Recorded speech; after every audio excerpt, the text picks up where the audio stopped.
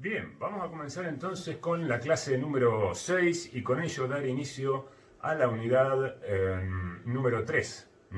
Dejamos atrás en la clase pasada los estadios de Osterried, con lo cual finalizamos la unidad número 2 de la niñez.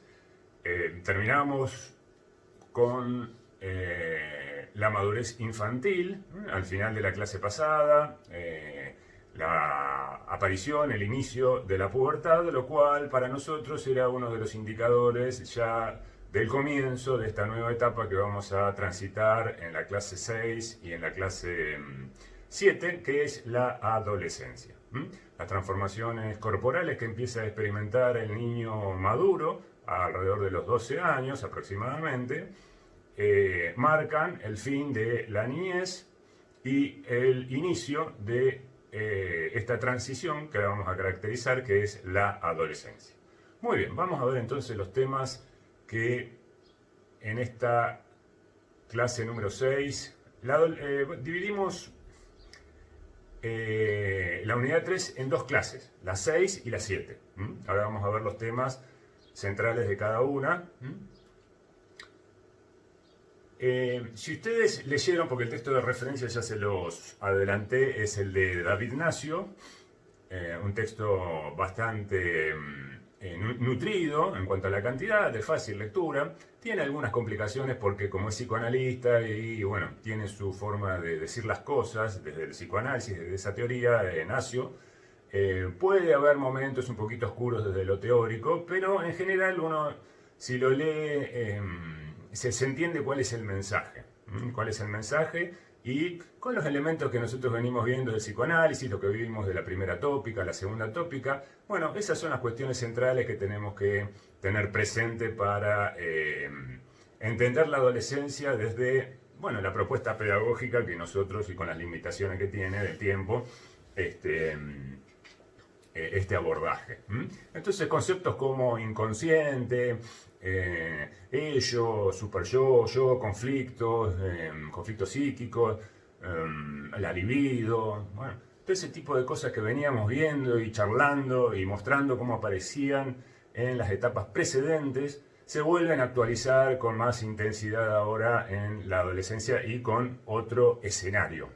Con otro escenario porque, bueno, ya el chico está un poco más crecido, el joven podríamos decir, y comienza a reaccionar frente a estos movimientos subjetivos del inconsciente, del ello y del superyo de otra manera.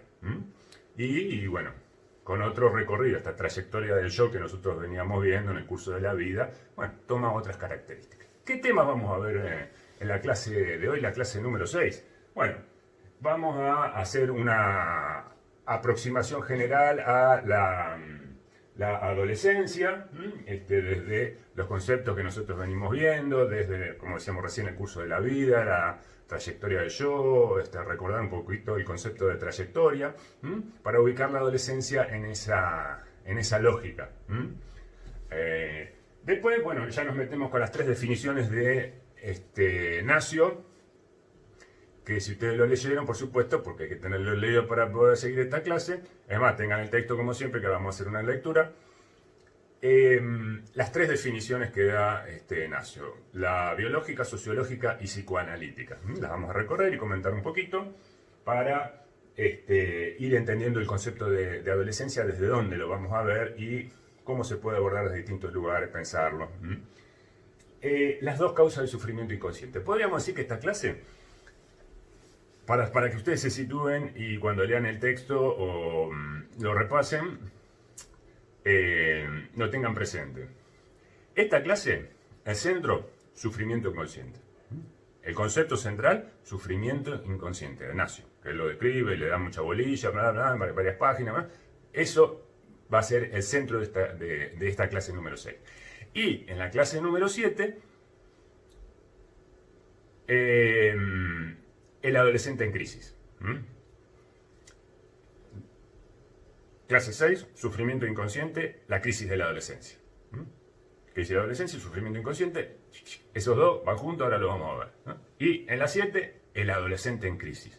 Así ya ahí vamos a acercar un poco más el texto de Nacio para que ustedes tengan elemento para su futura práctica profesional. Es decir, relacionarlo un poquito al texto de Nacio con el campo de la salud y de cómo se puede presentar este adolescente en crisis, ya cuando entra en crisis, que se acerca, pueden llegar consultas al sistema de salud. Entonces, bueno, ahí ver qué tipo de situaciones se pueden presentar y ensayar algún tipo de respuesta de cómo uno tendría que posicionarse como adulto profesional. Eso básicamente es la lógica de estas clases 6 y la clase 7. El recorrido. El recorte que hacemos de los textos, porque el texto Nacio es muy complejo. Complejo. Tiene muchas cosas, Él es un texto ameno porque él lo escribe para padres y profesionales, ¿no? O sea que no es que se dirige a colegas psicoanalistas, entonces habla con un lenguaje críptico, ¿no? Inentendible, ¿no? Para los legos, para los que no están preparados para el psicoanálisis. No, él ese texto lo escribió como psicoanalista, por supuesto, pero lo escribió para padres y profesionales, para que lo lean. Entonces, es algo ameno, es algo ameno. Entonces, nos viene bien. Nacio es un referente, ¿eh? Ojo, Nacio, alguien importante. Las dos causas del sufrimiento y el duelo. ¿Qué es un duelo? Ahora llegamos a algo que habíamos dicho la vez pasada, una promesa. Bueno, después ya vamos a ver qué es el duelo, lo vamos a definir técnicamente. Bueno, ahora llegamos. Porque el duelo también, en la adolescencia, atraviesa toda la adolescencia, los duelos. Mucho duelo tienen los adolescentes, ¿no? Vamos a ver qué cosa es el duelo y qué tienen que duelar el joven, el adolescente. ¿Qué tiene que duelar? Eso es lo que vamos a ver también al final de esta clase 6. Arranquemos entonces. Vamos a... Bueno, la bibliografía ya se la dije la vez pasada. Erikson, acuérdense. Punto 5, siempre al costadito de Erikson. Nacio, texto central. ¿Cómo actuar con el adolescente? Consejos para padres y profesionales. Claro, ya está. Entonces, texto sencillo. Osterried, el último, denle una leidita porque es... yo empezaría por Osterried. Si tengo que hacer la lectura en serie, empezaría por Osterried, que ya terminando lo anterior, hacemos el enganche, Nacio, y ahí avanzamos. Así te podría ser el tipo de recorrido de lectura bibliográfica. Vamos entonces a recordar un poquito. Esta diapositiva que ustedes ven acá atrás, ya la habíamos visto. Entonces estamos recordando, repasando para enganchar. Para enganchar, a ver cómo pensar desde los conceptos que teníamos, ahora esta nueva etapa, la adolescencia. Entonces, ¿qué tenemos ahí atrás? Tenemos la diapositiva donde habíamos visto la definición de trayectoria, ¿no? El proceso de desarrollo, que era el curso de la vida que venía. Estaba compuesto por distintas esferas. Las esferas, ¿se acuerdan? Educativa, afectiva, de salud, ¿no? Trayectoria yo. Entonces, decía, las esferas se despliegan en trayectoria. ¿Y las trayectorias qué lógica o secuencia tienen? El electro. Meseta, cambio. Meseta, cambio. Entonces tenemos acá la trayectoria, ¿no? Ahí está el electro, la zona roja estabilidad, la zona azul pico. Vamos a ubicar la adolescencia en este gráfico, en la próxima. ¿Cómo sería la adolescencia ubicarla? Decía, ahí ya no tenemos que citar en la trayectoria del yo. Trayectoria del yo. Entonces tenemos el electro más ampliado y ahora ponemos la niñez y la adultez. ¿Y dónde va a ir la adolescencia? 1, 2, 3, salió. Adolescencia. En el pico. En el pico. En el pico ponemos cambio, transición. Entonces, podríamos decir, bueno, la adultez, ya habíamos anticipado, después lo vamos a ver. Después de la adolescencia viene el adulto joven, que hay como una especie de microtransición también entre la adolescencia y el adulto, en la meseta del adulto. El adulto ya constituido a los 30, supongamos 25, 30. Entonces ahí tenemos una pequeña franja que podríamos decir son la mayoría de ustedes. Terminaron el secundario, empiezan a transitar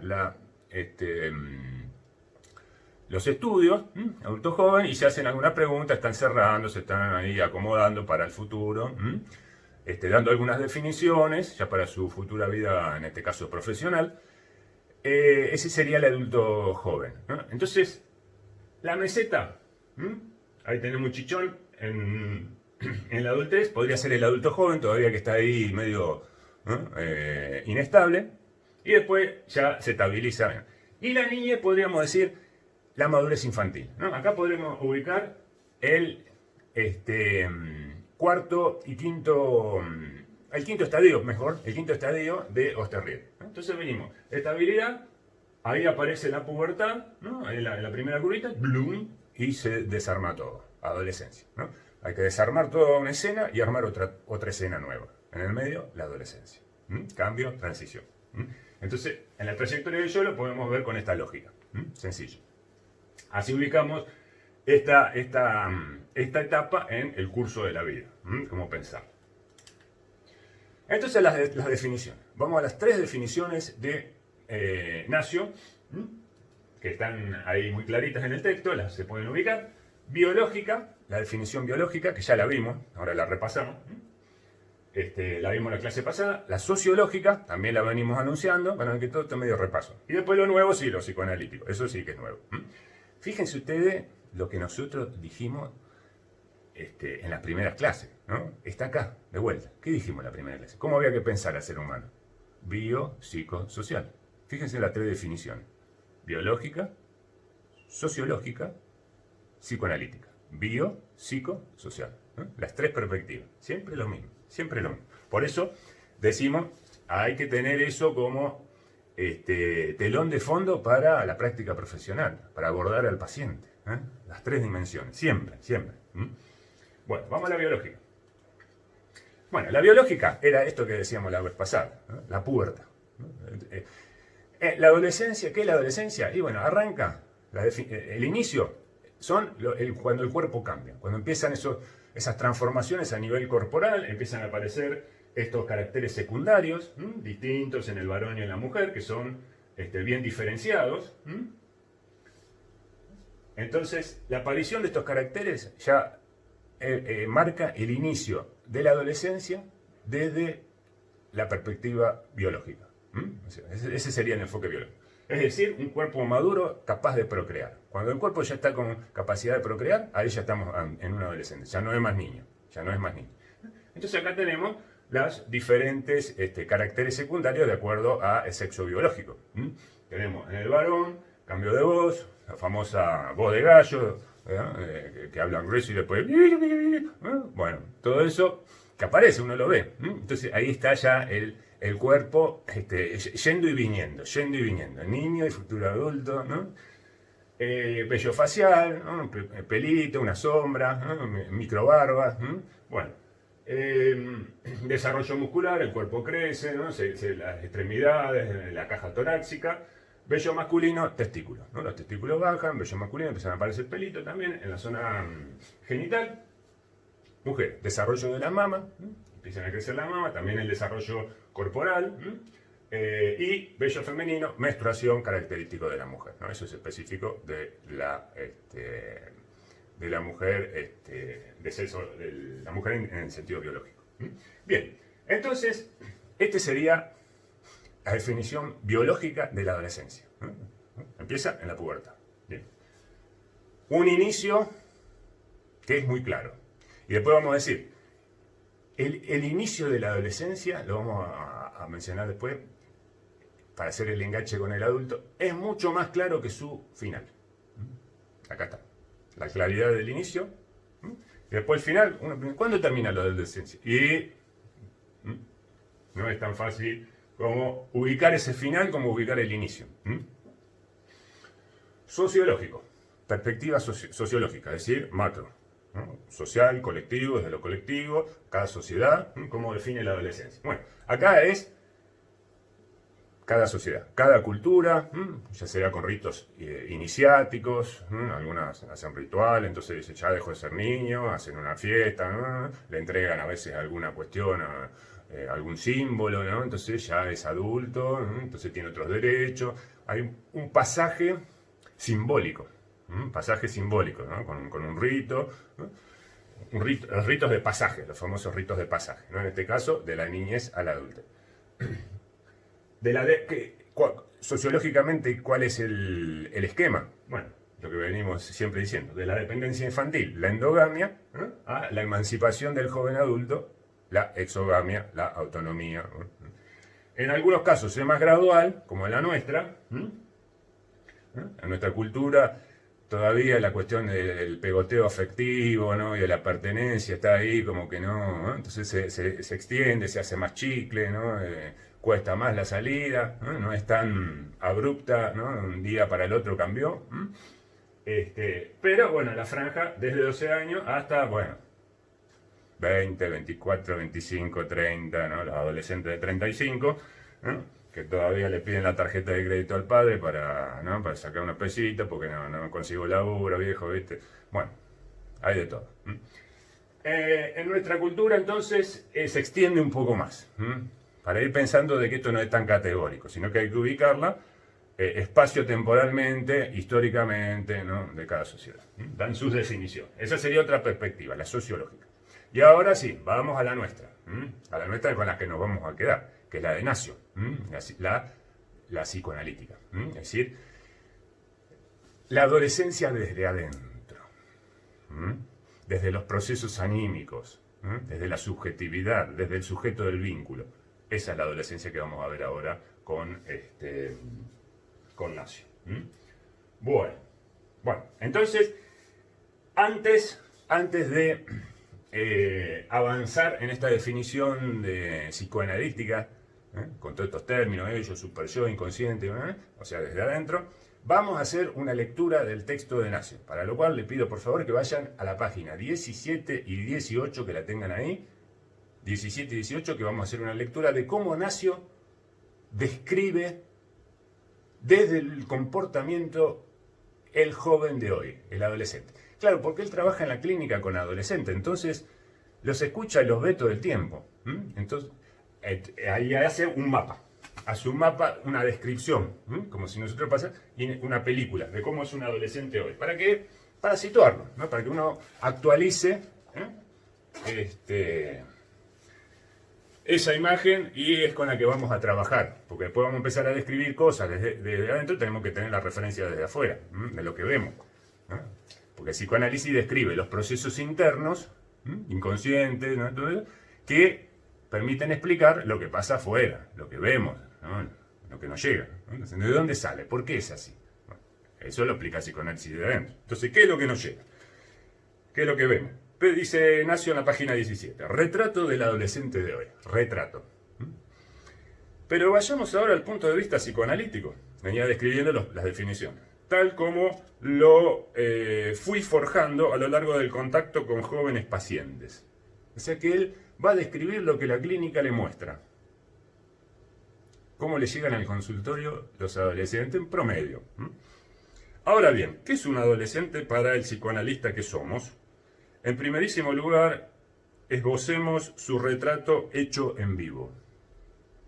Más adelante describiré al adolescente desde el interior, desde el fondo de su inconsciente, tal como se ignora a sí mismo. Eso es muy lindo. Nos pasa a todos, ¿no? El inconsciente que ignoramos. Pero en el adolescente es más marcado.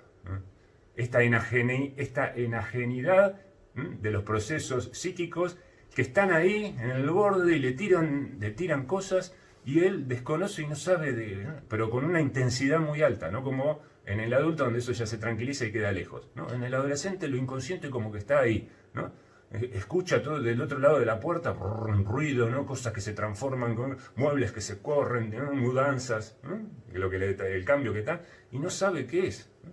Entonces, tal como se ignora a sí mismo, el inconsciente.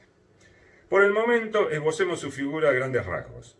El joven muchacho o la chica de hoy es un ser trastornado, ¿está bien? Sacudido, que alternativamente se precipita alegre hacia adelante en la vida, luego de pronto se detiene, agobiado, vacío de esperanza, para volver a arrancar inmediatamente llevado por el fuego de la acción. O sea, estas cuestiones de oscilaciones, de cambios repentinos, todo en él son contrastes y contradicciones. El reflejo de esos movimientos internos, esos reacomodamientos, esas idas y venidas, ¿no? De volver hacia la niñez y después de proyectarse con que va a ser cosa o que sea el ideal de uno, del otro, ¿no? Y se identifica. Bueno. Puede estar tanto agitado como indolente, eufórico y deprimido, rebelde y conformista, intransigente y decepcionado. en un momento entusiasta y de golpe inactivo y desmoralizado. A veces es muy individualista y exhibe una vanidad desmesurada o por el contrario, no se quiere, se siente poca cosa y duda de todo. Exalta hasta las nubes a una persona de más edad, a la que admira, como por ejemplo un rapero, un jefe de grupo o un personaje de juegos de video, a condición de que su ídolo sea diametralmente opuesto a los valores familiares. Entonces vayan fijándose ustedes la función psíquica de estos personajes que idolatra o idealiza el joven. La función psíquica. Despegarlo del ambiente familiar. Que sea todo lo contrario. Como para que lo saque de ese pasado de niñez del que viene y en el que todavía está o le recuerdan los padres, ¿no? O etcétera, etcétera. Entonces, ahí podemos, y se proyecta en eso, hacia afuera. Eso, hacia ahí tenemos que ir, eso es lo que tenemos que ser. Bueno, está en una búsqueda, porque la adolescencia es eso también, una búsqueda. Desorganizada, perdido, ¿no? Con algunos referentes, ¿no? Pero está buscando. Los únicos ideales a los que adhiere, las más de las veces con pasión y sectarismo, son los ideales, a veces nobles, a veces discutibles, de su grupo de amigos. La importancia del grupo de pares. También eso es muy como referente y contenedor. Ya lo vimos en la pandilla. Ahora en la adolescencia también tiene el grupo de pares tiene esta cuestión de es como un procesador de todo esto que está pasando, ¿no? Y contenedor. Pero bueno, como dice, a veces noble, a veces discutible, no todos los grupos son igual. A sus padres les manifiesta sentimientos que son la inversa de los que siente realmente por ellos. Los desprecia y les grita su odio, mientras que el niño que subsiste en el fondo los ama con ternura. Es capaz de ridiculizar al padre en público, mientras que está orgulloso de él y lo envidia en secreto. Parece la escena del Edipo. Por un lado, la rivalidad, ¿se acuerdan del Edipo? Por un lado, la rivalidad de enfrentar al padre y por el otro lado, lo admira. Cuando habíamos visto el Edipo, las dos fotos, Júpiter con el rayito, la rivalidad, el temor, la ambivalencia afectiva. Y después, al lado, la foto del nene afeitándose con el padre, ¿no? Y lo admira y quiere ser como él. Bueno, segunda vuelta del Edipo, en el varoncito acá, en el joven. Esa contradicción y esa ambivalencia aparece de vuelta. Tales cambios de humor y de actitud tan frecuentes y tan bruscos, esa impulsividad, ¿no? Que a veces aparece en los comportamientos, serían percibidos como anormales en cualquier otra época de la vida. Pero en la adolescencia, nada más normal. O sea, es parte de las vicisitudes, ¿no? Y de la biografía del adolescente, toda esta cuestión caótica que Nacio describe. No hay que sorprenderse. O sea, frente al adolescente, si esto aparece, bueno, es parte del paisaje. Es parte. En otra época, claro, vemos esto a los 40 y decimos, no, esta persona está mal, ¿no? Pero en un adolescente, para que uno vaya viendo, ¿no? Para que uno vaya viendo y entendiendo, bueno, estamos en un adolescente, ¿no? Esto le pasa. No hay que angustiar, los padres no se tienen que angustiar, ¿no? Ustedes como agente de salud, estas cosas las tienen que tener claras para después orientar y aconsejar. Porque si no, ya enseguida, ¿hay que medicarlo? No, está viviendo la adolescencia, no hay que medicarlo. Tener una medida en algunos momentos las crisis son normales y hay que transitarlas, aceptarlas, vivirlas, procesarlas, superarlas, y no por eso hay que medicarlo, empezar con un tratamiento o está loco. No es así. Después vamos a ver, cuando veamos el adolescente en crisis, que hay niveles de esto, por supuesto. También hay que saber diferenciarlo. Pero en principio, todo ese ruido, esa batalla, esas mudanzas detrás de la puerta, como decíamos, están. Están y hay que, bueno, los padres tendrán que pasar con eso, ¿no? Ponerse el casco, a la trinchera y batallar con eso. ¿Qué va a hacer? Bueno, seguimos entonces. Definición psicoanalítica de la adolescencia. Vamos entonces a los conceptos centrales, ¿no? Crisis de la adolescencia, sufrimiento inconsciente. Las dos cuestiones centrales de esta clase que veníamos anticipando. Entonces, Nacio, ¿cómo caracteriza desde la subjetividad a la adolescencia? Como una crisis que se da a nivel subjetivo entre la infancia, la meseta esa que teníamos de la madurez infantil, y el adulto que va a ser, que todavía no es. Y en esa franja de años, que pueden ser 6, 7, 8 años, ahí viene esta crisis de adolescencia. ¿Qué la caracteriza desde el punto de vista de la subjetividad a esta crisis de la adolescencia? La palabrita mágica. Sufrimiento inconsciente. Sufrimiento inconsciente. Cuando decimos sufrimiento, acá puede tomar distintos grados de intensidad. Puede ser, lo puede transitar como una incomodidad, como un cierto malestar, como un sentimiento de no adecuación, o como verdaderamente un sufrimiento algo tortuoso, algo que realmente duele, como una herida. O sea que tiene distintos niveles de intensidad, ¿no? Pero tienen siempre una característica, que como es inconsciente, y acá hay que tener presente la palabra inconsciente y lo que significa en términos de la primera tópica, ¿no? Es aquello que está del otro lado de la conciencia, ¿no? Como decíamos, del otro lado de la puerta y no lo veo, pero hace ruido y molesta, en este caso, ese sufrimiento. Entonces el chico no sabe de qué se trata. Le pasan estas cosas, pero no las puede poner en palabras, porque están del otro lado. Están del otro lado, no las ve, no las entiende, no tiene herramientas, lo agarran por sorpresa. A veces las explicaciones llegan tarde. No está lo suficientemente preparado para elaborarlas, para darle un sentido e incorporarlas a su vida. Entonces, como muchas cosas de la vida, siempre llega tarde. O sea, las explicaciones vienen después. Primero le pasan las cosas y después las va entendiendo, capaz que dentro de 2 o 3 años, ¿no? O alguien que se le cruzó una frase, un libro, un profesor que dijo una frase, esto era lo que me pasaba, listo, ya lo ubiqué, entonces me tranquilizo. Puedo juntar el inconsciente con la conciencia.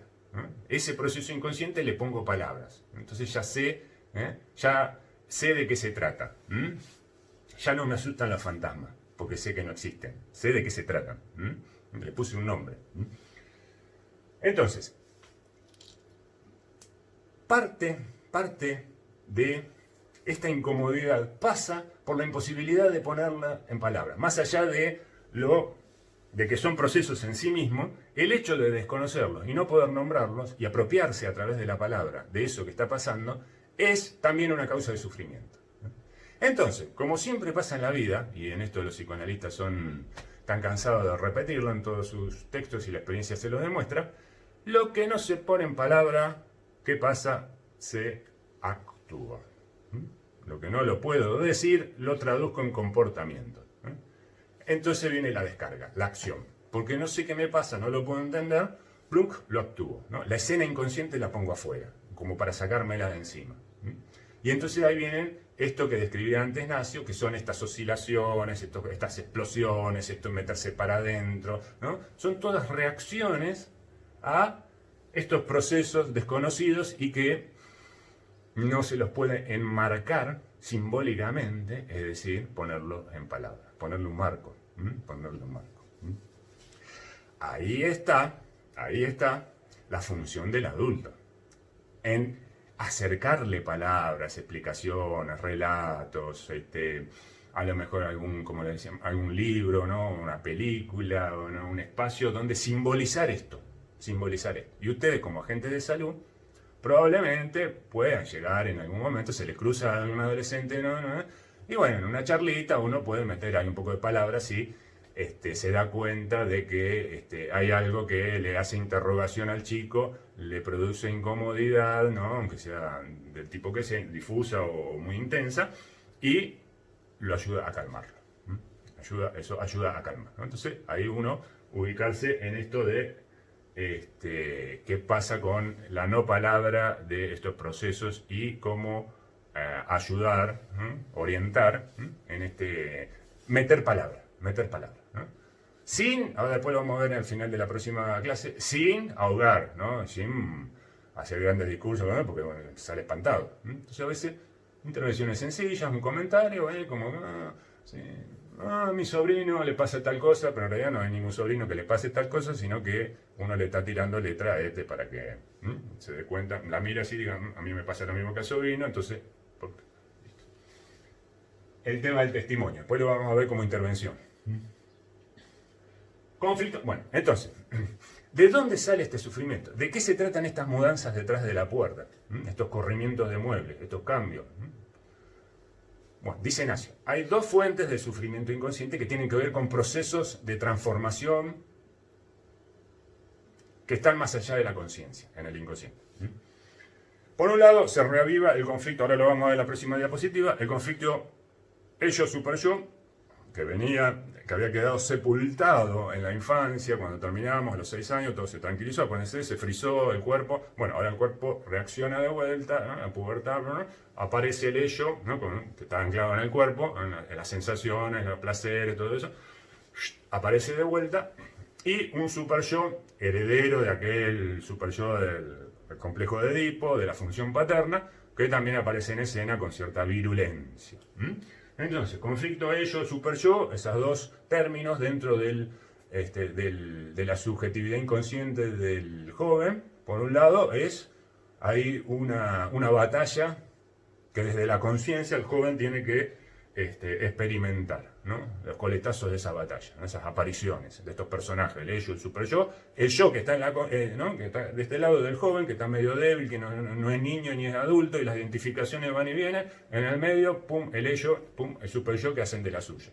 Y tiene que tratar de hacer algo con eso. Primera causa del sufrimiento inconsciente. Segunda causa, duelos.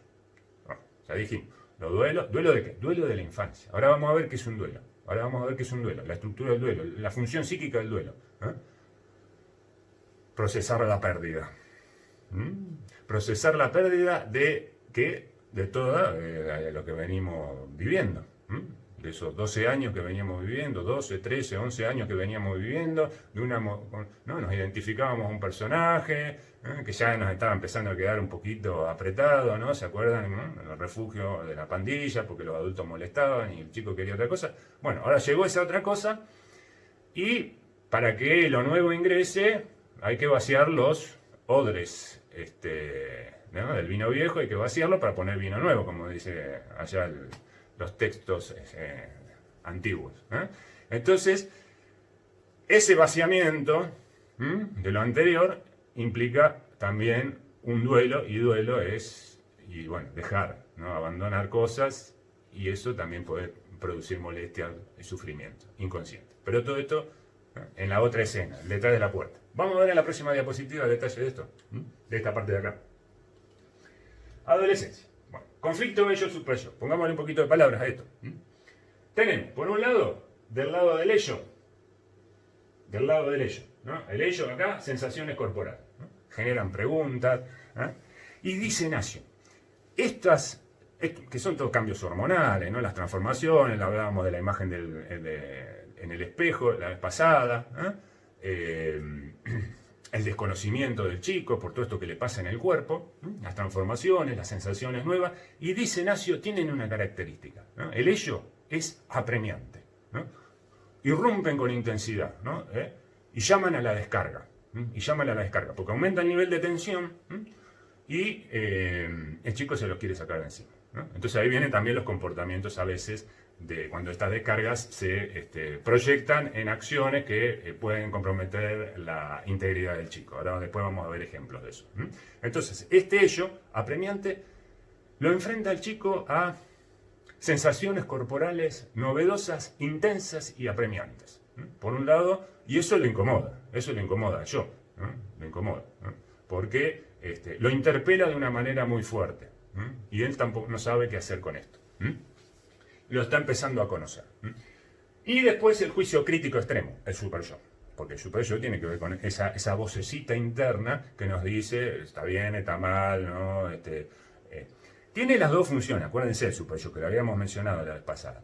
Por un lado, está bueno tener super yo porque me cuida, me dice, no, ahí no, eso no, no lo hagas, etc. Pero por el otro lado a veces se le va la mano y entra a pegar duro, ¿no? Y eso es lo que le puede pasar al adolescente, que el super yo es muy severo y muy crítico, son muy, con los juicios que se hacen, son a blanco o negro, ¿no? Si fracasé, no sirvo para nada, ya está, es el fin, esto no sirvo para nada, no hay segunda vuelta, ¿no? Acá se terminó todo, y sufren por eso, ¿no? Entonces, ¿quién está detrás de eso de no servís para nada? El super yo, la vocecita esa que le dice, ¿no? Así, con toda. Entonces eso hay que suavizarlo también. Esa es la voz interna. Pero por el otro lado, también la figura de los padres, con los enfrentamientos, ¿no? Entonces, los juicios de los padres, ¿no? Las palabras que le pueden llegar a decir, ¿no? Los castigos, ¿no? Las cosas que le sacan, ¿no? Bueno, todo eso también se vive con mucha intensidad. Con mucha intensidad. Entonces tenemos el ello por un lado, el super yo, todo como extremo, ¿no? Y en el medio ese yo ahí que está tratando de aquietar las aguas, ¿no? Porque a veces también colisionan el ello con el super yo entre sí, los intereses que tienen, y el yo tiene que negociar. Acuérdense que aparecía en escena el yo y tenía que trabajar. Bueno, acá pobre yo de vuelta trabajando. Y después, la otra causa del sufrimiento inconsciente, ¿no? Acá tenemos una escena que mueve toda el escenario, ¿no? Están estos personajes atrás, ahí, con todas sus intensidades, mandándole señales al yo.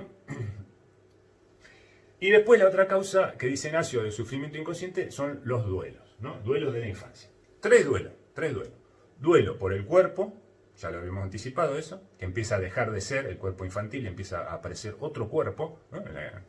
Desde las sensaciones y desde la imagen, las dos cosas. La identidad, ya no es más niño, ahora tiene que ser otra cosa que no sabe qué es y empieza a buscar, ¿no? Empieza a hacer ensayos, ¿no? A proyectarse, como decíamos recién, en el ídolo en este personaje, en el otro, ¿no? A buscar, bueno, me voy a imaginar que voy a hacer tal cosa, voy a trabajar de esto, de lo otro, mi futuro, ¿no? Busca una identidad, por otro lado, que ya tiene que abandonar la anterior, que ya no le sirve. Y el duelo por los padres.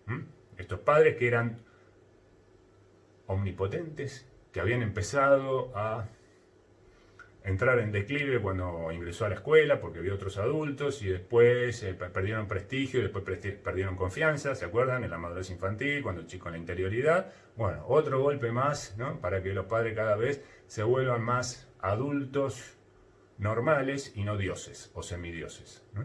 Entonces empieza a ver en los padres que fallan, las fallas en los padres, ¿no? Y eso produce también dolor, porque no son, empezar a reconocer otros aspectos que antes que no veía porque eran ídolos, entonces todo era genial en los padres, pero ahora empiezan a verlos como personas que, bueno, tienen errores, que toman decisiones que a veces no son las mejores, que se equivocan, que no tienen respuestas, bueno, volverlos, ¿no?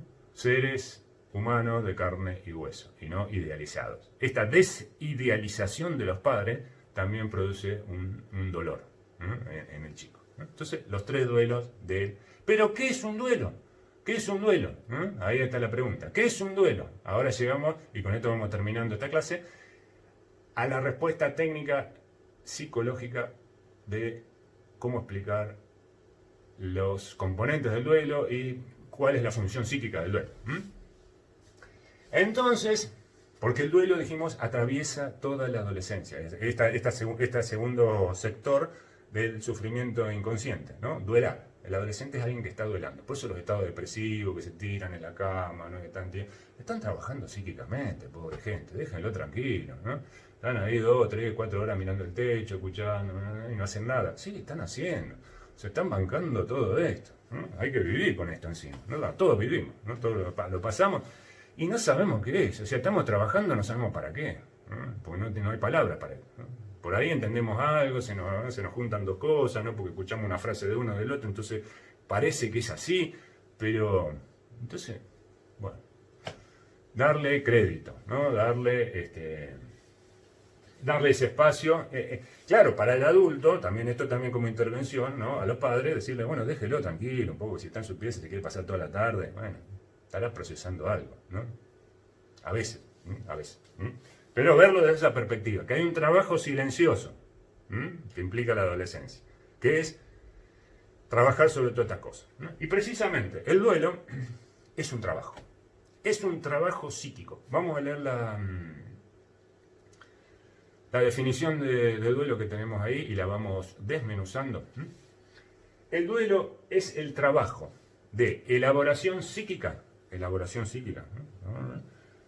Que aparece en una persona, o sea, que pertenece a la persona. Lo decimos, porque no es lo colectivo puede acompañar, los otros pueden acompañar, pero cada uno tiene que hacer su duelo, ¿no? Es algo muy personal el duelo, muy de la biografía de cada uno, idiosincrásico, que nos pertenece, ¿no? Singular, ¿no? ¿Se acuerdan? El desarrollo, el curso de la vida, que decíamos dos características, uno es lo singular. Bueno, si hay algo singular en ese desarrollo y en ese curso de la vida, es cómo cada uno transita los duelos, es decir, elabora las pérdidas. ¿Pérdidas de qué? Luego de una pérdida significativa para esta persona. Entonces veamos los momentos de cuándo hay duelo y cuándo no hay duelo, porque a veces tiene que haber condiciones para que llegar al duelo. Entonces, tres cosas para explicar este proceso de duelo. Primero, ¿qué tiene que haber? Un vínculo significativo con algo. Primero, la persona tiene que establecer un vínculo significativo donde haya afectividad con algo, alguien, por eso ponemos una X. Puede ser cualquier cosa. Puede ser un trabajo, una persona, una relación afectiva que teníamos con esa persona, una amistad, el perro, la casa, no sé, un objeto, cualquier cosa, pero que para nosotros tiene valor afectivo, ¿no? Le da sentido a nuestra vida, le dedicamos tiempo, trabajamos para eso, le prestamos atención, estuvimos en contacto durante un tiempo. Entonces nos vinculamos afectivamente a eso, ¿no? Eso no pasa desapercibido en nuestras vidas, ¿eh? Estamos pendientes de eso. Si no está, lo extrañamos. Bueno, esas características que tiene la X, que va teniendo la X, esas características, ¿no? De dependencia, de extrañarlo, de necesitarlo, eso habla de que el vínculo es significativo. Y puede ser cualquier cosa, dijimos. Bien, ¿se acuerdan ustedes en la segunda clase cuando vimos la trayectoria del yo, que la pusimos en el medio y la conectamos con otras trayectorias? Educativa, de salud, de trabajo, ¿no? De afectivo. Y pusimos en el ¿qué conecta? Cuando dejábamos la secundaria, cuando nos jubilábamos, cuando teníamos una enfermedad, cuando nos divorciamos y en el medio yo, ¿qué tenía que hacer el yo? Duelo.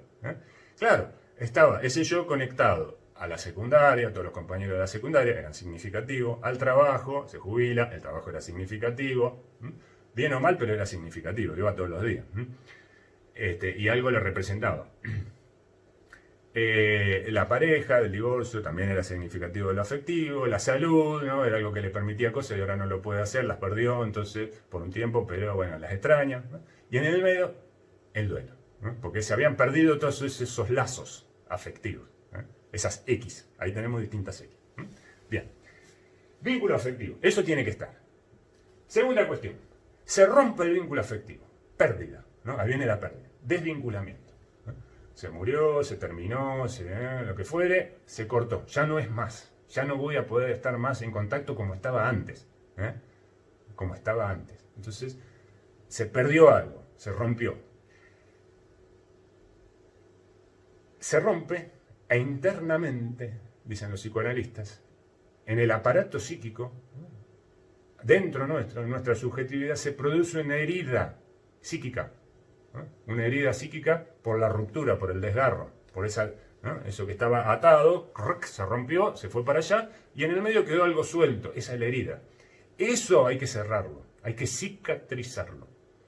Ese proceso de cicatrización es el duelo, ese trabajo psíquico.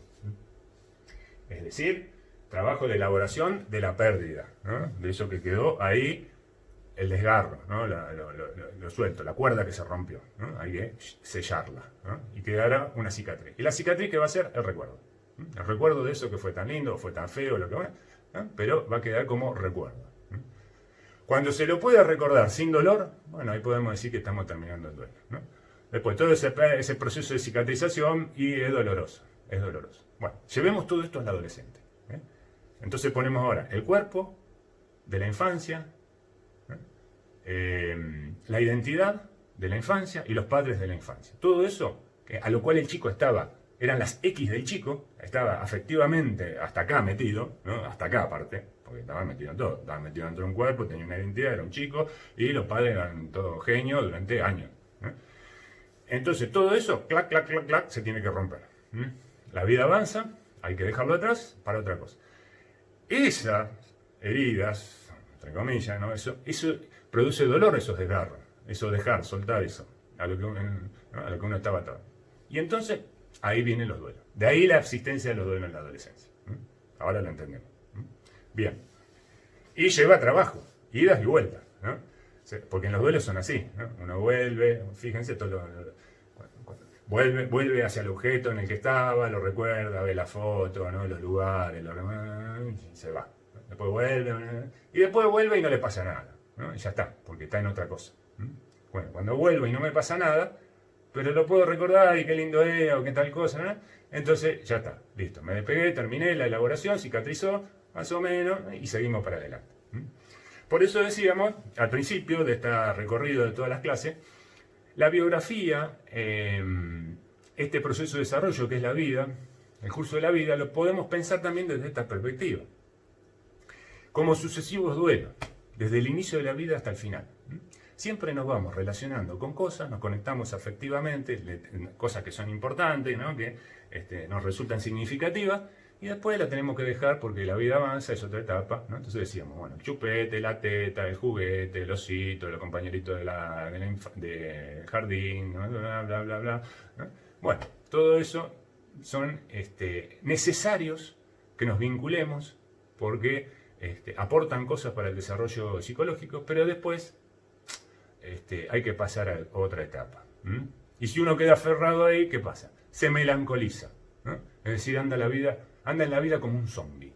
Como un zombie, ni vivo ni muerto. No lo terminan de enterrar a todos esos que tuvimos, ¿no? Hay que enterrarlo y ponerle la lápida, ¿no? Tal fecha, murió, listo, ya está. Ahora pasamos a otra, ¿no? Darse su tiempo para eso, para el duelo, pero después seguir, porque si no, un duelo toda la vida no se puede vivir. Bien, entonces el adolescente, esto es transitorio. Tiene que ser transitorio. Tiene que ser transitorio en algún momento de pegarse para poder ser adulto. Si no, va a ser adolescente niño toda la vida. Bien, terminamos acá, clase 6. Seguimos la próxima. Bibliografía, la misma. Intensificar la bibliografía, clase 7. Texto central, acuérdense de Nacio. Más lectura, más repaso. Y ahora vamos de la crisis de la adolescencia. Vamos, que es la clase 6, esta que acabamos de pasar, a la clase 7, que es el adolescente en crisis. Entonces ahora ya vamos más a la cuestión de la salud. Tenemos algunos ingredientes acá para entender qué es la crisis de la adolescencia. Ahora vamos a ver los efectos en los comportamientos y en la salud del adolescente, que es lo que a ustedes en el futuro profesional quizás se les presente en algún momento, se crucen con algo de esto, bueno, para tener herramientas y entender desde dónde y cómo, desde dónde pensar esa realidad que se le presenta y, bueno, tirarle algunas cositas, ya sea al joven como a los padres, ¿no? Algunas puntas para orientarlos, ¿no? Porque tanto el joven como a veces los padres entran perdidos al sistema de salud porque no saben ni uno ni el otro de qué es lo que está pasando, que todo se revolucionó en la familia. Bueno, seguimos entonces en la clase número 7 y con esta unidad 3, con el adolescente en crisis. Nos vemos entonces en esa clase. Gracias.